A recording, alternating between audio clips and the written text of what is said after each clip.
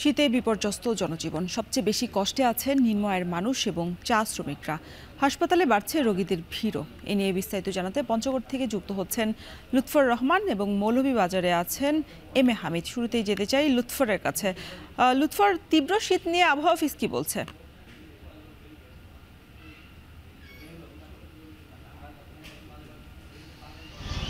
রওশন, আমরা দেখেছি এবার হেমন্তেই কিন্তু প্রান্তিক জেলা পঞ্চগড়ে শীতের আগমন ঘটেছে এবং এখানে কিন্তু শীতের আগমন ঘটে আগে এবং শীতের স্থায়িত্ব কালও কিন্তু বেশিরভাগ থাকে। আমরা দেখেছি যে শীত এলে কিন্তু বেশিরভাগ দেশের সর্বনিম্ন তাপমাত্রা বিরাজ করে প্রান্তিক জেলায়। গতকালও দেশের সর্বনিম্ন তাপমাত্রা রেকর্ড করা হয় পঞ্চগড়ে 9.4 ডিগ্রি সেলসিয়াস। তাপমাত্রা কিন্তু 9 থেকে 12 ডিগ্রি সেলসিয়াসের মধ্যে ওঠানামা করছে এবং আজ সকালে পঞ্চগড়ের সর্বনিম্ন তাপমাত্রা মাপা হয় 11.5 ডিগ্রি সেলসিয়াস।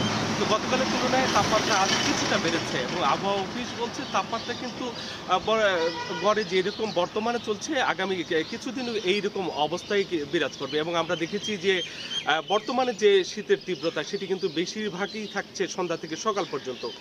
এবং এই শীতের তীব্রতা কিন্তু রাতের যে শীতের তীব্রতা সেটি কিন্তু হাড় কাঁপা শীত অনুভূত হচ্ছে। এবং পঞ্চগড়ের যে সকল নিম্ন আয়ের মানুষ রয়েছে আমরা তাদেরকে দেখেছি যে খুব কষ্টে তারা দিন যাপন করছেন।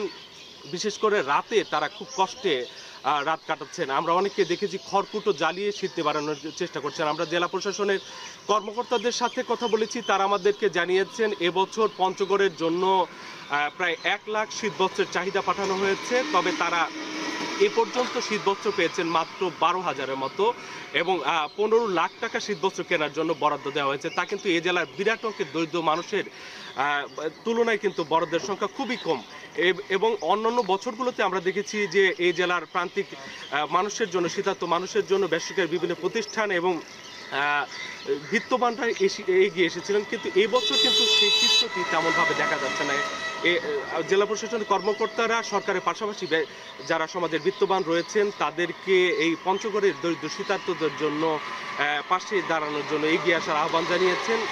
এছাড়া আমরা দেখেছি যে পঞ্চগড়ে যে সকল হাসপাতালগুলো রয়েছে সেখানেও কিন্তু এই শীতের আবহাওয়া পরিবর্তনজনিত কারণে কিন্তু রোগীর সংখ্যা ক্রমান্বয়ে বাড়ছে।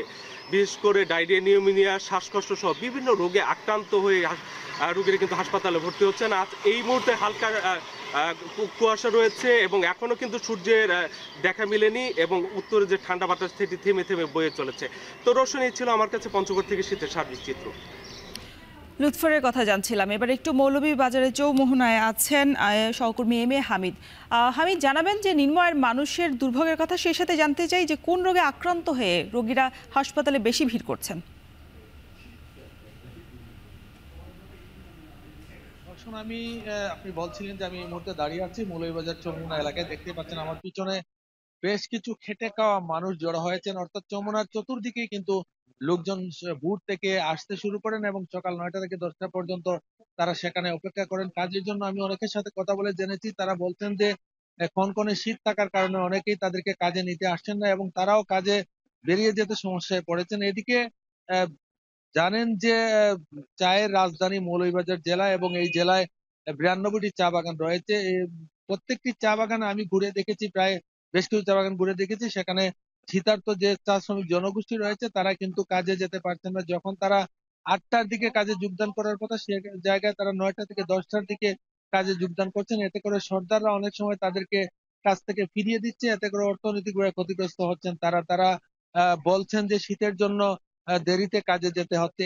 অপরদিকে হাসপাতালের কথা যদি বলি, হাসপাতালগুলোতে প্রত্যেকটি হাসপাতালেই কিন্তু শীতজনিত রোগের সংখ্যা বাড়ছে, বিশেষ করে ঠান্ডা জনিত, শ্বাসকষ্ট জনিত রোগের সংখ্যা এবং ডায়রিয়ার সংখ্যা বৃদ্ধি পেয়েছে। গত এক সপ্তাহে মৌলভীবাজারে প্রায় 300 থেকে 400 রোগী ভর্তি হয়ে চিকিৎসা নিয়েছেন। এছাড়া আউটডোরে প্রতিদিনই শত শত রোগী এই ঠান্ডা জনিত কারণে চিকিৎসা নিচ্ছেন। অপরদিকে শীতবস্ত্রের কথা যদি বলি, তাহলে জেলায় এখন পর্যন্ত জেলা প্রশাসনের পক্ষ থেকে কোনো শীতবস্ত্র বিতরণ করা হয়নি এ পর্যন্ত।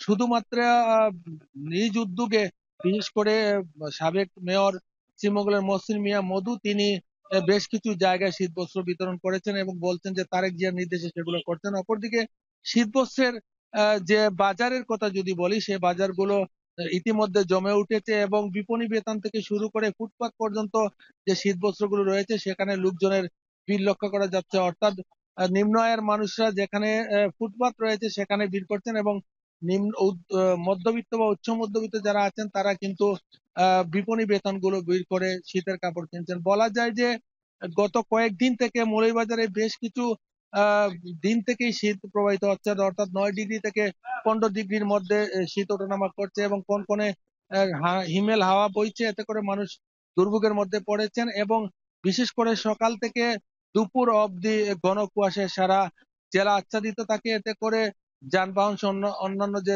যানবাহন রয়েছে, বড় বড় যানবাহন সহ ছোট ছোট যানবাহন হেডলাইট জ্বালিয়ে চলতে দেখা গেছে। এই ছিল আমার কাছে মৌলভীবাজার থেকে শীত নিয়ে সবশেষ রওশন।